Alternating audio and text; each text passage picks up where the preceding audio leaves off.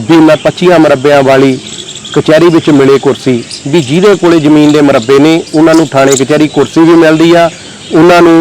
बनता मान सन्मान भी मिलता, तो जिन्हें जिहड़े लोग बेजमीने ने उन्होंने किसी बैंक तो लोन भी नहीं मिलता। बहुत सारी बीबियां साडियां मीटिंगां दे विच आके कहंदियां सी कि नहीं ये तो हो ही नहीं सकता कि पंचायती जमीन दे विच भी साडा हिस्सा होवे। ये किसी की वट ते जांदे सी तां अगला मगरों हाक मारदा सी भी किहदियां किहनूं पुछ के पड़ियां। 1,57,000 एकड़ आ जिहदे चों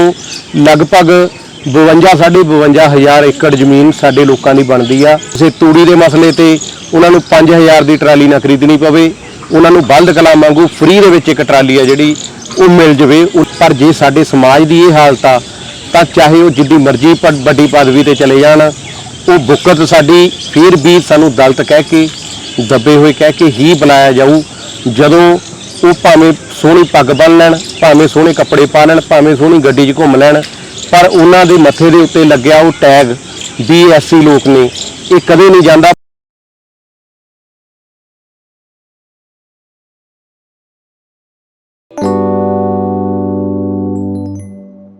मैं मुकेश मलाज, प्रधान जमीन प्राप्ति संघर्ष कमेटी। मैं जमीन प्राप्ति संघर्ष कमेटी दी जनरल सकत्तर परमजीत कौर लंगोवाल। असीं जमीन प्राप्ति संघर्ष कमेटी वालों पिछले 7 सालों तो लगभग 2013 तो SC कोटे दीयां पंचायती जमीनां नूं लैके, नजूर सोसाइटी दीयां जमीनां नूं लैके, लाल लकीर अंदर आउंदे मकानां दे मालकी हक्कां नूं लैके,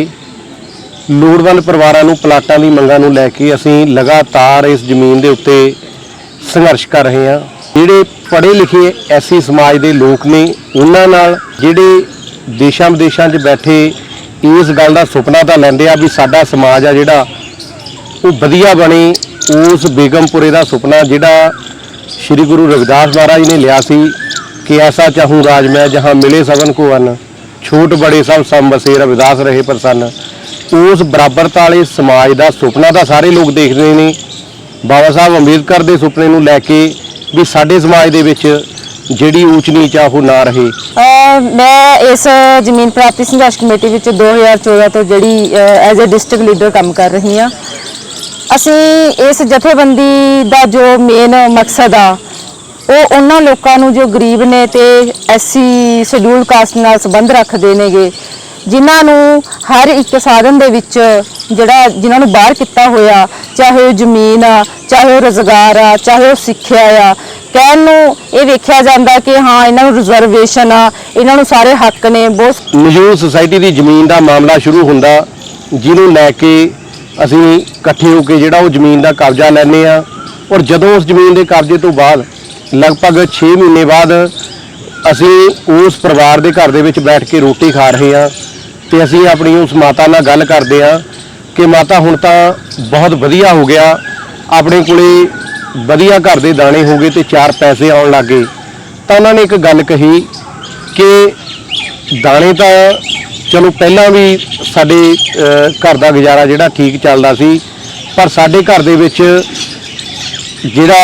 डंगरां दे वपार दा असीं काम करदे आ, जदों कदे कीले दे उत्ते 4 डंगर हुंदे ने तो सानू इस गल का फिक्र हुंदा भी असीं इहदा चारा कित्थों लैके आवांगे, जिन्हों लैके ये डर बनया रहिंदा सी भी जे किसी की वट ते जांदे सी तां अगला मगरों हाक मारदा सी भी किहदियां किहनूं पुछ के पड़ियां। अज साडे सिर तो यह डर चक्या गया। अज असीं रेड़ा भर के आपदे हरे चारे का लैके आउंदे आ, सानू इस गल का डर नहीं हुंदा भी कोई पिछों सानू हाक मारू। तो इस गल ने साडे मतलब दिल नूं झंझोड़ के रखता भी की ये साडे समाज के लोकां नाल इस पिंड दे विच ही हो रहा जां फिर होर किते भी आ। तो जदों इस गल की निगाह मारदे आ तां ये गल सामने आउंदी आ बई हरेक पिंड दे विच जिहड़ियां औरतां ने तुहानूं सड़कां दे उत्ते तुरीआं जांदियां नज़र आ जाणगीआं भी हत्थ दे विच दाती ते पल्ली हुंदी आ ते 5-5 किलोमीटर वो गर्मी नाल भिजे शरीर वो विचारियां किते डक्के तोड़ रहीआं ने, किते वो डंगरां दा जिहड़ा चारा वो लैके आ रहीआं ने। तां उन्हां दी हालत बदलण दे लई भी वो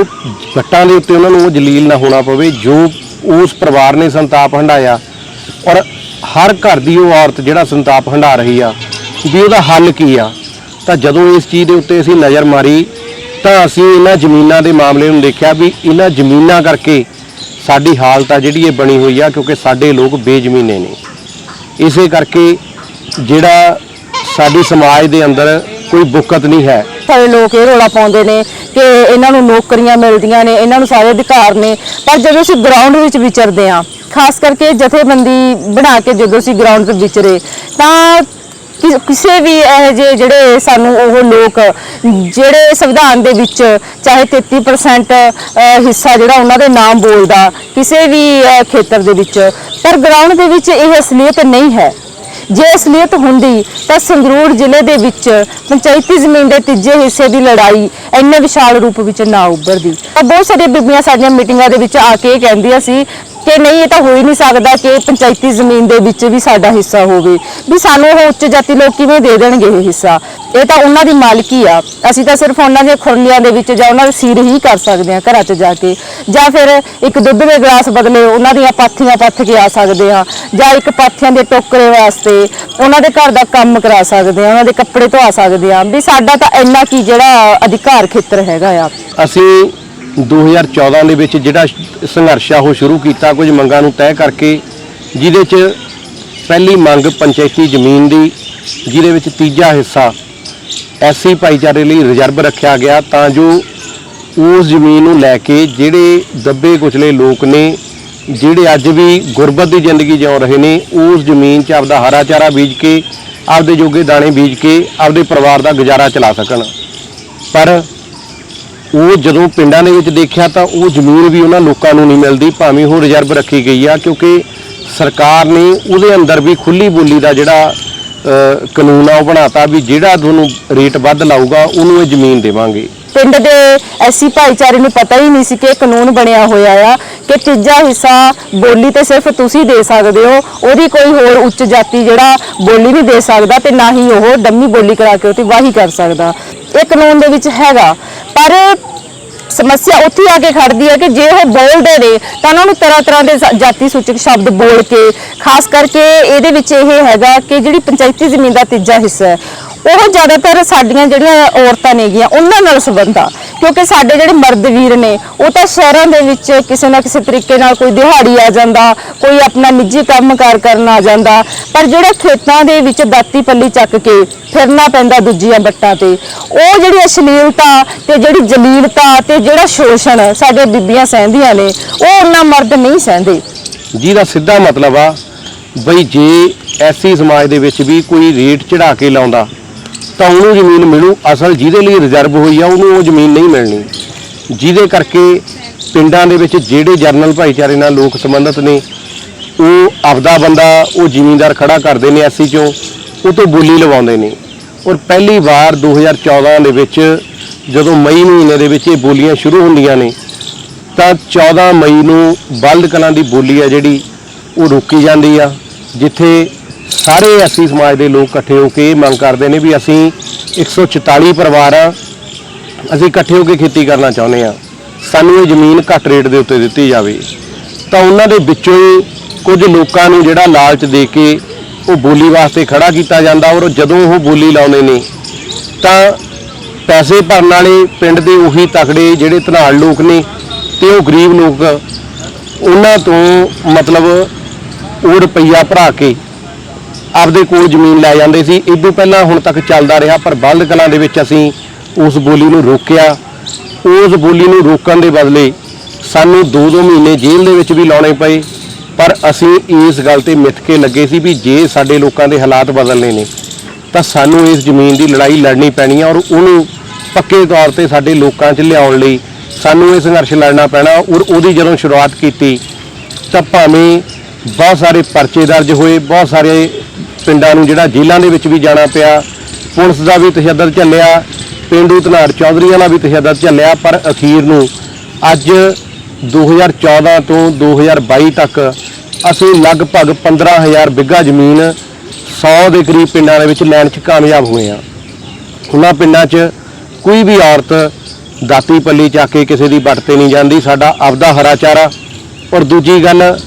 ਆਪਦੀ ਜਿਹੜੀ ਕਣਕ ਆ, ਕਿਸੇ ਨੂੰ ਕਣਕ ਵਾਸਤੇ ਕਿਸੇ ਦੀ ਮਿਹਨਤ ਨਹੀਂ ਕਰਨੀ ਪੈਂਦੀ, ਆਪਦੇ ਖੇਤ ਨੇ ਜੇ ਕੋਈ ਰਿਸ਼ਤੇਦਾਰ ਆਉਂਦਾ ਤਾਂ ਉਹਨੂੰ ਸਾਡੇ ਲੋਕ ਆਪਦੇ ਖੇਤ ਦੇ ਵਿੱਚ ਲੈ ਕੇ ਜਾਂਦੇ ਨੇ। ਸਾਡਾ ਆਪਦਾ ਸਾਗ, ਸਾਡੇ ਆਪਦੀਆਂ ਮੂਲੀਆਂ ਅੱਜ ਕਿਸੇ ਨੂੰ ਇਸ ਗੱਲ ਦਾ ਫਿਕਰ ਨਹੀਂ ਵੀ ਸਾਨੂੰ ਕੋਈ ਪਿੱਛੋਂ ਹਾਕ ਮਾਰੂ। ਇਹ ਫਰਕ ਪਿਆ ਜਿਨ੍ਹਾਂ ਪਿੰਡਾਂ 'ਚ ਸਾਨੂੰ ਪੰਚਾਇਤੀ ਜ਼ਮੀਨ ਮਿਲੀ। ਔਰ ਸਰਕਾਰ ਦਾ ਜ਼ੋਰ ਇਸ ਗੱਲ ਤੇ ਭਾਵੇਂ ਲੱਗਿਆ ਹੋਇਆ ਸੀ, ਭਾਵੇਂ ਉਹ ਅਕਾਲੀਆਂ ਦੇ ਟਾਈਮ 'ਚ ਸੀ ਜਾਂ ਫਿਰ ਉਹ ਕਾਂਗਰਸ ਦਾ ਆਇਆ ਜਾਂ ਹੁਣ ਆਮ ਆਦਮੀ ਪਾਰਟੀ ਆ,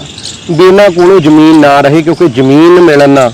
ਪਿੰਡਾਂ ਦੇ ਅੰਦਰੋਂ ਜਿਹੜੀ ਵਿਗਾੜ ਸੀ ਉਹ ਵੀ ਟੁੱਟੀ। ਸਾਡੇ ਲੋਕਾਂ ਨੇ ਸਿਰ ਚੱਕ ਕੇ ਜਿਉਣਾ ਸ਼ੁਰੂ ਕੀਤਾ, ਜਿਹਦੇ 'ਚੋਂ ਇੱਕ ਪਿੰਡ ਦੀ ਮੈਂ ਤੁਹਾਨੂੰ ਉਦਾਹਰਨ ਦੇ ਕੇ ਸਮਝਾ ਸਕਦਾ ਵੀ ਜ਼ਿੰਦਗੀ 'ਚ ਫਰਕ ਹੀ ਆਇਆ। ਵੀ ਅਸੀਂ ਇੱਕ ਪਿੰਡ ਦੇ ਵਿੱਚ ਮੀਟਿੰਗ ਕਰ ਰਹੇ ਹਾਂ ਤੇ ਉਹੀ ਮਜ਼ਦੂਰ ਬੈਠੇ ਆਪਸ ਦੇ ਵਿੱਚ ਡਿਸਕਸ ਕਰ ਰਹੇ ਨੇ ਤੇ ਉੱਥੋਂ ਇੱਕ ਚਿੱਟਾ ਕੁੜਤੇ ਪਜਾਮੇ ਵਾਲਾ ਜਿਹੜਾ ਪਿੰਡ ਦਾ ਸਰਦਾਰ, ਜਿਹਨੂੰ ਦੇਖ ਕੇ ਪਹਿਲਾਂ ਸਾਡਾ ਸਾਰਾ ਭਾਈਚਾਰਾ ਹੱਥ ਜੋੜ ਕੇ ਸਤਿ ਸ੍ਰੀ ਅਕਾਲ ਬੁਲਾਉਂਦਾ ਸੀ, ਉਹ ਉੱਥੋਂ ਦੀ ਲੰਘਦਾ ਹੋਇਆ ਆਪਦੀ ਕਾਰ ਦਾ ਸ਼ੀਸ਼ਾ ਲਾਉਂਦਾ ਤੇ ਉਹ ਸਾਡੇ ਉਸ ਮਜ਼ਦੂਰ ਭਰਾ ਨੂੰ ਹੱਥ ਖੜਾ ਕਰਕੇ ਇਹ ਪੁੱਛਦਾ ਵੀ ਪ੍ਰਧਾਨ ਜੀ ਠੀਕ ਹੋ। ਇਹ ਫਰਕ ਆਇਆ ਵੀ ਜਿੱਥੇ ਅਸੀਂ ਹੱਥ ਜੋੜ ਕੇ ਖੜੇ ਹੁੰਦੇ ਸੀ, ਉੱਥੇ ਉਹ ਸਰਦਾਰ ਹੱਥ ਜੋੜ ਕੇ ਉਹਨੂੰ ਬੁਲਾ ਕੇ ਲੰਘਿਆ, ਕਿਉਂਕਿ ਉਹਨੂੰ ਇਹ ਸੀ ਵੀ ਇਹਨਾਂ ਕੋਲ ਐਸੀ ਕੋਟੇ ਦੀ ਜ਼ਮੀਨ ਆ ਜਿਹਦੇ ਤੇ ਸਾਂਝੀ ਖੇਤੀ ਕਰਦੇ ਨੇ ਤੇ ਮੇਰੀ ਮਸ਼ੀਨ ਨਾਲ ਇਹਦੀ ਕਟਾਈ ਕਰਨਗੇ। ਪਰ ਹੌਲੀ ਹੌਲੀ ਅਸੀਂ ਇਹ ਕੋਸ਼ਿਸ਼ ਕਰ ਰਹੇ ਹਾਂ ਵੀ ਕੁਝ ਪਿੰਡਾਂ 'ਚ ਅਸੀਂ ਉਹ ਟਰੈਕਟਰ ਲੈਣ ਦੇ ਵਿੱਚ ਵੀ ਕਾਮਯਾਬ ਹੋਏ ਆ ਵੀ ਸਾਨੂੰ ਕਿਸੇ ਦੀ ਮੂਹਰੇ ਹੱਥ ਨਾ ਅੱਡਣੇ ਪੈਣ। ਇਹ ਉਹਨਾਂ ਪਰਿਵਾਰਾਂ ਦੀ ਜ਼ਿੰਦਗੀ 'ਚ ਫਰਕ ਪਿਆ ਇਸ ਪੰਚਾਇਤੀ ਜ਼ਮੀਨ ਨੂੰ ਮਿਲਣ ਤੋਂ ਬਾਅਦ। ਔਰ ਅਸੀਂ ਚਾਹੁੰਦੇ ਹਾਂ ਵੀ ਹਰ ਸਾਲ ਜਿਹੜਾ ਉਹ ਡੰਮੀ ਬੋਲੀ ਲਾ ਕੇ ਬੰਦੇ ਨੂੰ ਖੜਾ ਕਰਦੇ ਨੇ, ਕਿਸੇ ਨਸ਼ੇੜੀ ਨੂੰ ਜਾਂ ਫਿਰ ਕਿਸੇ ਬੰਦੇ ਦੇ ਉੱਤੇ ਉਹਨਾਂ ਨੇ ਪੈਸੇ ਦਾ ਕਰਜ਼ਾ ਦਿੱਤਾ ਹੁੰਦਾ ਜਾਂ ਕਿਸੇ ਤਰ੍ਹਾਂ ਦਾ ਦਬਾਅ ਹੁੰਦਾ, ਵੀ ਉਹ ਸਾਰਾ ਰੌਲਾ ਚੱਕਿਆ ਜਾਵੇ, ਸਾਨੂੰ ਪੱਕੇ ਤੌਰ ਤੇ ਇਹ ਲੀਜ਼ ਤੇ ਦੇਣ, ਹਰ ਸਾਲ ਸਾਡੇ ਤੋਂ ਪੈਸੇ ਭਰਾਉਣ ਤੇ ਸਾਨੂੰ ਇਹ ਜ਼ਮੀਨ ਦੇਣ ਤਾਂ ਜੋ ਸਾਡਾ ਇਹ ਹੱਲ ਆ ਉਹ ਹੋ ਸਕੇ। ਪਰ ਹਾਲੇ ਤੱਕ ਉਹ ਕੋਈ ਵੀ ਸਰਕਾਰ ਕਰਨ ਨੂੰ ਤਿਆਰ ਨਹੀਂ। ਪਰ ਇਹਦੇ ਲਈ ਅਸੀਂ ਸੰਘਰਸ਼ ਲੜ ਕੇ ਇਸ ਤੀਜੇ ਹਿੱਸੇ ਦੀ ਜ਼ਮੀਨ ਨੂੰ, ਜਿਹੜੀ ਪੰਜਾਬ ਦੇ ਅੰਦਰ 1,57,000 ਏਕੜ ਆ, ਜਿਹਦੇ ਚੋਂ ਲਗਭਗ 52,500 ਏਕੜ ਜ਼ਮੀਨ ਸਾਡੇ ਲੋਕਾਂ ਦੀ ਬਣਦੀ ਆ, ਉਹਦੀ ਲੜਾਈ ਆ ਜਿਹੜੀ ਲੜ ਰਹੇ ਆ। ਭਾਵੇਂ ਥੋੜੀ ਜ਼ਮੀਨ ਲੈਣ 'ਚ ਕਾਮਯਾਬ ਹੋਏ ਆ, ਪਰ ਆਉਣ ਵਾਲੇ ਦਿਨਾਂ ਦੇ ਵਿੱਚ ਅਸੀਂ ਉਸ ਜ਼ਮੀਨ ਨੂੰ ਹਾਸਲ ਕਰਨ ਲਈ ਹੋਰ ਸੰਘਰਸ਼ ਤੇਜ਼ ਕਰਾਂਗੇ। ਭਾਵੇਂ ਇਹਦਾ ਕੇਂਦਰ ਅੱਜ ਸੰਗਰੂਰ ਤੇ ਪਟਿਆਲਾ ਹੀ ਬਣੇ ਹੋਏ ਨੇ, ਪਰ ਇਹ ਸੰਘਰਸ਼ ਚੱਲ ਤਾਂ ਸਕਦਾ ਜੇ ਉੱਥੇ ਇੱਕ ਘੱਟੋ ਘੱਟ ਇੱਕ ਬਲਾਕ ਦੇ ਵਿੱਚ ਇੱਕ ਬੰਦਾ ਜਿਹੜਾ ਫੁੱਲ ਟਾਈਮ ਜਿਹੜਾ ਉੱਥੇ ਇਸ ਮਸਲੇ ਨੂੰ ਲੈ ਕੇ ਤੁਰੂਗਾ, ਤਾਂ ਹੀ ਉਹਦਾ ਹੱਲ ਹੋ ਸਕਦਾ। ਉਹ ਤੋਂ ਬਿਨਾਂ ਹੋਰ ਕੋਈ ਦੂਜਾ ਰਾਹ ਨਹੀਂ। ਔਰ ਅੱਜ ਸੰਗਰੂਰ ਤੇ ਪਟਿਆਲੇ ਦੇ ਅੰਦਰ ਸਾਡੇ ਐਵੇਂ ਦੇ ਬਹੁਤ ਸਾਰੇ ਨੌਜਵਾਨ ਨੇ ਜਿਹੜੇ ਆਪਦੇ ਕੰਮਕਾਰ ਛੱਡ ਕੇ ਇਸ ਪਾਸੇ ਲੱਗੇ ਨੇ, ਔਰ ਉਹਨਾਂ ਪਿੰਡਾਂ ਦੇ ਵਿੱਚ ਅਸੀਂ ਜ਼ਮੀਨ ਨਾਲ ਲੈਣ 'ਚ ਕਾਮਯਾਬ ਵੀ ਹੋਏ ਹਾਂ, ਕਿਉਂਕਿ ਉਹਨਾਂ ਨੇ ਵੇਖਿਆ ਕਿ ਇਹਦੇ ਨਾਲ ਉਹਨਾਂ ਦੀ ਇੱਜ਼ਤ ਤੇ ਮਾਣ ਸਨਮਾਨ ਹੈ ਜਿਹੜਾ ਉਹ ਬਹਾਲ ਹੁੰਦਾ। ਕਿਉਂਕਿ ਜਦੋਂ ਕਿਸੇ ਦੇ ਖੇਤ ਦੇ ਵਿੱਚ ਜੇ ਸਾਗ ਦੀ ਗੰਢਲ ਵੀ ਤੋੜ ਲੈਂਦੀਆਂ ਨੇ ਤਾਂ ਅਗਲਾ ਦੂਰੋਂ ਹੀ ਜਿਹੜਾ ਗਾਲ ਕੱਢ ਕੇ ਬੋਲਦਾ ਕਿ ਕਿਹਦੀਆਂ ਤੋਂ ਫਲਾਣੇ ਦੀਆਂ। ਤਾਂ ਇਹੀ ਜਿਹੜੀ ਜਲੀਲਤਾ ਡਰ ਕੇ ਉਹ ਕਿਸੇ ਦੇ ਖੇਤ ਦੇ ਵਿੱਚੋਂ ਕੋਈ ਸਾਗ, ਮੂਲੀ, ਗਾਜਰ, ਧਨੀਆ ਵਗੈਰਾ ਵੀ ਕੋਈ ਪੱਟ ਕੇ ਲੈ ਕੇ ਆਉਂਦੇ ਨੇ, ਤਾਂ ਉਹ ਡਰ ਕੇ ਦੂਜੇ ਦੇ ਖੇਤਾਂ ਦੇ ਵਿੱਚ ਜਿਹੜੀਆਂ ਜਾਂਦੀਆਂ ਸੀ। ਇਸ ਕਰਕੇ ਉਹਨਾਂ ਦਾ ਜਿਹੜਾ ਮਾਨ ਸਨਮਾਨ ਆ ਉਹ ਪੰਚਾਇਤੀ ਜ਼ਮੀਨ ਦੇ ਨਾਲ ਜੁੜਿਆ ਹੋਇਆ ਹੈਗਾ। ਅੰਦੋਲਨ ਆ ਉਹ ਬਣੂਗਾ ਔਰ ਸਾਰੀ ਉਹ 50,000 ਤੋਂ ਉੱਪਰ ਏਕੜ ਜ਼ਮੀਨ ਆ ਜਿਹੜੀ ਉਹ ਸਾਡੇ ਭਾਈਚਾਰੇ ਕੋਲ ਹੋਊ, ਜੇ ਉਹਦੇ ਲਈ ਉਸ ਤਰ੍ਹਾਂ ਦੀ ਐਜੀਟੇਸ਼ਨ ਆ ਜਿਹੜੀ ਉਹ ਰੂਪ ਲਊਗੀ, ਜੇ ਉਸ ਤਰ੍ਹਾਂ ਦੇ ਲੋਕ ਸਾਹਮਣੇ ਆਉਣਗੇ। ਔਰ ਸਾਡਾ ਮਕਸਦ ਆ ਵੀ ਪੂਰੇ ਪੰਜਾਬ ਦੇ ਅੰਦਰ ਅਸੀਂ ਉਸ ਜ਼ਮੀਨ ਦੀ ਵੰਡ ਕਰਾਈਏ, ਪੱਕੇ ਤੌਰ ਤੇ ਸਾਡੇ ਭਾਈਚਾਰੇ ਨੂੰ ਉਹ ਜ਼ਮੀਨ ਦਿਵਾਈਏ, ਤਾਂ ਜੋ ਕਿਸੇ ਤੂੜੀ ਦੇ ਮਸਲੇ ਤੇ ਉਹਨਾਂ ਨੂੰ 5,000 ਦੀ ਟਰਾਲੀ ਨਾ ਖਰੀਦਣੀ ਪਵੇ, ਉਹਨਾਂ ਨੂੰ ਬਲਦ ਕਲਾਂ ਵਾਂਗੂ ਫ੍ਰੀ ਦੇ ਵਿੱਚ ਇੱਕ ਟਰਾਲੀ ਆ ਜਿਹੜੀ ਉਹ ਮਿਲ ਜਾਵੇ, ਉਹਨਾਂ ਨੂੰ ਹਰੇ ਚਾਰੇ ਲਈ ਕਿਸੇ ਦੀ ਵੱਟ ਤੇ ਨਾ ਜਾਣਾ ਪਵੇ, ਉਹ ਉਹਨਾਂ ਨੂੰ ਫ੍ਰੀ ਦੇ ਵਿੱਚ ਮਿਲ ਜਾਵੇ, ਉਹਨਾਂ ਨੂੰ ਕਣਕ ਦੇ ਦਾਣਿਆਂ ਲਈ ਕਿਸੇ ਦੀ ਸਿਫਾਰਿਸ਼ ਦੀ ਲੋੜ ਨਾ ਪਵੇ, ਉਹ ਦਾਣੇ ਉਹ ਆਪ ਵੰਡਣ ਤੇ ਇਸ ਜ਼ਮੀਨ ਨਾਲ ਇਹ ਫਰਕ ਪੈ ਸਕਦਾ। ਦੂਜਾ ਮਾਮਲਾ ਨਜੂਲ ਸੁਸਾਇਟੀ ਦੀ ਜ਼ਮੀਨ ਦਾ, ਜਿਹੜਾ 1956 ਦੇ ਵਿੱਚ ਉਹਨਾਂ ਨੇ ਕੁਝ ਪੈਸੇ ਭਰਾ ਕੇ ਸਾਡੇ ਲੋਕਾਂ ਨੂੰ ਸੁਸਾਇਟੀ ਬਣਾ ਕੇ ਜ਼ਮੀਨ ਤਾਂ ਦਿੱਤੀ,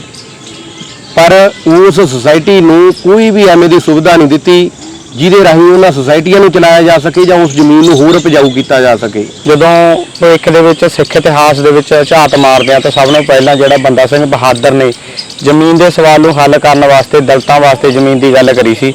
ਜਦੋਂ ਉਹਨਾਂ ਨੇ ਕਿਹਾ ਸੀ ਕਿ ਜ਼ਮੀਨ ਮੁਜ਼ਾਰਿਆਂ ਦੀ ਹਲ ਵਾਹਕ ਦੀ ਜ਼ਮੀਨ ਹੋਊਗੀ, ਜਿਹੜਾ ਜ਼ਮੀਨ ਦੇ ਉੱਪਰ ਹਲ ਵਾਹੂਗਾ ਜ਼ਮੀਨ ਉਹਦੀ ਹੋਊਗੀ, ਤੇ ਉਹਦੀ ਫੌਜ ਦੇ ਵਿੱਚ ਲੋਕ ਸ਼ਾਮਲ ਹੋਏ। ਪਹਿਲੀ ਵਾਰ ਉਹ ਟਾਈਮ ਸੀ ਜਦੋਂ ਦਲਿਤਾਂ ਨੂੰ ਜਿਹੜੀ ਜ਼ਮੀਨ ਦੀ ਮਸਲੇ ਦਾ ਹੱਲ ਆ ਜਿਹੜਾ ਮਿਲਿਆ, ਤੇ ਉਹ ਟਾਈਮ ਦੇ ਵਿੱਚ ਜਿਹੜਾ ਜ਼ਮੀਨਾਂ ਨੇਗੀਆਂ ਉਹ ਦਲਿਤਾਂ ਨੂੰ ਮਿਲੀਆਂ। ਕਿਤੇ ਨਾ ਕਿਤੇ ਅੱਜ ਵੀ ਜਿਹੜਾ ਜ਼ਮੀਨ ਦਾ ਸਵਾਲ ਆ ਉਹ ਪਹਿਲੀ ਸਫਾ ਦੇ ਵਿੱਚ ਮੌਜੂਦ ਆ, ਪਰ ਅਣਸੁਲਝੇ ਰੂਪ ਦੇ ਵਿੱਚ ਕਿਤੇ ਨਾ ਕਿਤੇ ਜਿਹੜਾ ਗੁਆਚਿਆ ਹੋਇਆ। ਤੇ ਜ਼ਮੀਨ ਪ੍ਰਾਪਤੀ ਸੰਘਰਸ਼ ਕਮੇਟੀ ਨੇ ਇੱਕ ਜਿਹੜੀ ਚਿਣਗਾ ਉਹ ਜਗਾਈ ਆ, ਕਿਤੇ ਨਾ ਕਿਤੇ ਲੋਕਾਂ ਦੇ ਵਿੱਚ ਆਸ ਵੱਜੀ ਆ। ਖਾਸ ਤੌਰ ਤੇ ਪਿੰਡਾਂ ਦੇ ਐਸੀ ਲੋਕਾਂ ਦੇ ਵਿੱਚ ਇਹ ਆਸ ਵੱਜੀ ਆ ਕਿ ਦਲਿਤਾਂ ਦੀ ਵੀ ਕੋਈ ਜ਼ਮੀਨ ਹੁੰਦੀ ਆ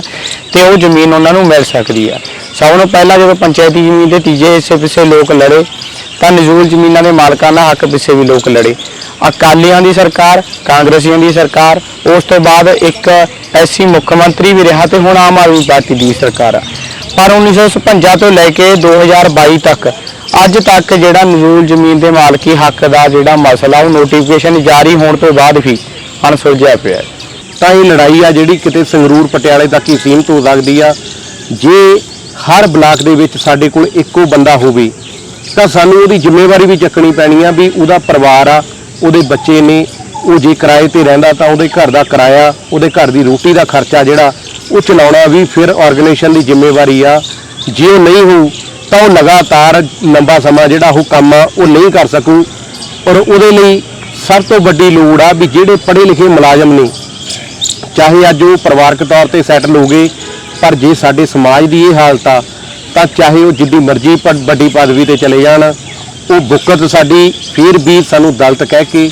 ਦੱਬੇ ਹੋਏ ਕਹਿ ਕੇ ਹੀ ਬੁਲਾਇਆ ਜਾਊ। ਜਦੋਂ ਉਹ ਭਾਵੇਂ ਸੋਹਣੀ ਪੱਗ ਬੰਨ੍ਹ ਲੈਣ, ਭਾਵੇਂ ਸੋਹਣੇ ਕੱਪੜੇ ਪਾ ਲੈਣ, ਭਾਵੇਂ ਸੋਹਣੀ ਗੱਡੀ 'ਚ ਘੁੰਮ ਲੈਣ, ਪਰ ਉਹਨਾਂ ਦੇ ਮੱਥੇ ਦੇ ਉੱਤੇ ਲੱਗਿਆ ਉਹ ਟੈਗ BSC ਲੋਕ ਨੇ, ਇਹ ਕਦੇ ਨਹੀਂ ਜਾਂਦਾ। ਭਾਵੇਂ ਅੱਜ ਸਮਾਜ ਦੇ ਅੰਦਰ ਸਾਡੇ ਲੋਕ DC ਵੀ ਬਣ ਗਏ, ਪਰ ਦੇਖਿਆ ਉਹਨਾਂ ਨੂੰ ਇਸੇ ਨਜ਼ਰ ਨਾ ਜਾਂਦਾ। ਇਸ ਕਰਕੇ ਸਾਨੂੰ ਜਿੱਥੇ ਸਮਾਜਿਕ ਅਸੀਂ ਲੜਾਈ ਲੜਦੇ ਹਾਂ ਵਿਤਕਰੇ ਦੀ, ਉੱਥੇ ਸਾਨੂੰ ਇਸ ਜ਼ਮੀਨ ਦੀ ਲੜਾਈ ਨੂੰ ਲੜਨਾ ਪੈਣਾ। ਔਰ ਪੰਜਾਬ ਦੇ ਅੰਦਰ ਇਹ ਮੁੱਖ ਸਵਾਲ ਆ ਔਰ ਗਾਣਿਆਂ ਦੇ ਵਿੱਚ ਇਹ ਸਾਫ਼ ਆਉਂਦਾ ਵੀ ਮੈਂ 25 ਮਰੱਬਿਆਂ ਵਾਲੀ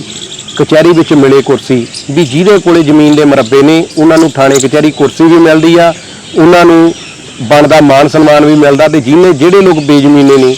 ਉਹਨਾਂ ਨੂੰ ਕਿਸੇ ਬੈਂਕ ਤੋਂ ਲੋਨ ਵੀ ਨਹੀਂ ਮਿਲਦਾ। ਇਸ ਕਰਕੇ ਉਹ ਜ਼ਮੀਨ ਦਾ ਮੁੱਦਾ ਸਾਡੀ ਜ਼ਿੰਦਗੀ ਦਾ ਅਹਿਮ ਮੁੱਦਾ। ਔਰ ਜੇ ਚਾਹੁੰਦੇ ਆ ਵੀ ਸਾਡਾ ਸਮਾਜ ਵਾਕਈ ਸਿਰ ਚੱਕ ਕੇ ਜਿਉਵੇ ਤੇ ਪਿੰਡਾਂ 'ਚ ਸਾਡੀ ਬੁੱਕਤ ਹੋਵੇ, ਤਾਂ ਉਹਦੇ ਲਈ ਅਸੀਂ ਭਾਵੇਂ ਉਹ ਸਾਡੇ NRI ਭਰਾ ਨੇ, ਭਾਵੇਂ ਮੁਲਾਜ਼ਮ ਨੇ, ਜਿਨ੍ਹਾਂ ਦੀ ਜ਼ਿੰਦਗੀ ਸੈੱਟ ਆ, ਅਸੀਂ ਉਹਨਾਂ ਨੂੰ ਜ਼ਰੂਰ ਅਪੀਲ ਕਰਦੇ ਹਾਂ ਵੀ ਇਸ ਘੋਲ ਨੂੰ ਤੁਹਾਡੀ ਬਹੁਤ ਲੋੜ ਆ। ਕਿਉਂਕਿ ਮਜ਼ਦੂਰ ਤਾਂ ਆਪਣੀ ਮਜ਼ਦੂਰੀ ਛੱਡ ਕੇ ਇਸ ਪ੍ਰੋਗਰਾਮ ਦੇ ਵਿੱਚ ਧਰਨੇ 'ਚ ਸ਼ਾਮਲ ਹੋ ਜਾਂਦਾ। ਉਹਨੂੰ ਲਿਆਉਣ ਲਈ ਸਾਧਨ ਲਈ